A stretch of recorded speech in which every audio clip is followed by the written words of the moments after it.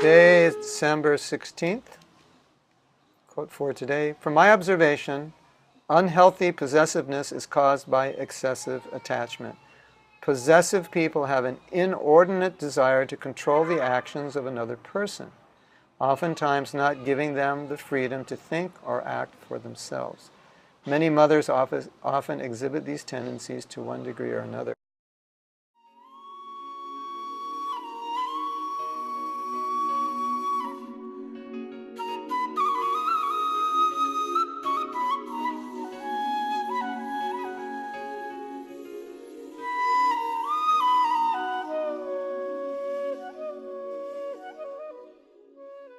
So, should mothers be attached to their children?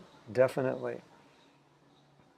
Should they be obsessively attached? No. Prabhupada was asked this all-important question about attachment to children because Bhagavad Gita says we shouldn't be too attached. What does that mean? Well, think of Vedic society. When the boy is 5, he goes to Gurukul. And when the girl is about 13 or 14, well, she's married younger, but when she reaches puberty, 12, 13, 14, then she will go to the home of her husband, and she'll be married. And even before that, she goes to the home of her husband to learn to cook.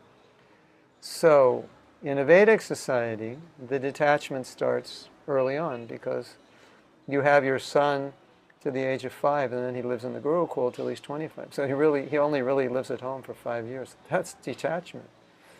Many, many devotees, many people, obviously, are not detached enough to do that. And then you're only with your daughter till she's 12, 13, 14, and then she's gone. So you're not really with your kids that long. It's a very detached way of raising children. So the dysfunction of being overly possessive is many. One is that parents want sense gratification for their children. They want to arrange everything in their child's life so that the child will enjoy as much as possible. And that's why Gurukul is there, because parents cannot discipline the child as well as the spiritual master or the leader of the Gurukul. And so the boys learn austerity. And it's just easier for them.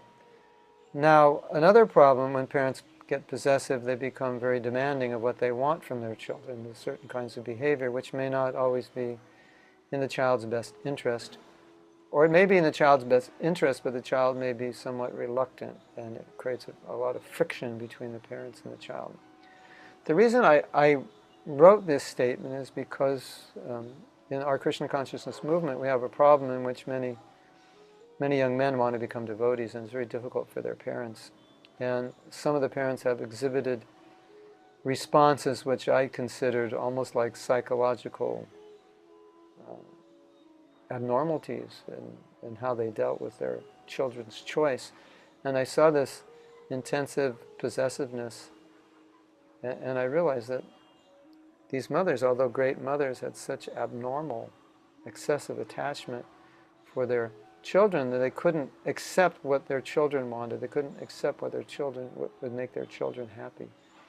So I just made this statement as a thought to mothers that, you have to give some leeway to your children. You have to give some freedom for them to discover who they are in their dharma and not control all their decisions and all their choices. That's not Krishna consciousness. It's not Bhagavad Gita. But actually, as a parent, you should help your child understand their nature, and their nature may not be to be an engineer or accountant. Their nature may be an artist, or a writer, a photographer, a teacher. Maybe it's not going to make a lot of money. But having a career which is nourishing will bring them a lot more happiness than just having money and doing something they hate. Anyway, it's a thought. It was born of seeing this overly possessive parenting style that was causing the parents to drive themselves crazy and also driving their children crazy. Hare Krishna.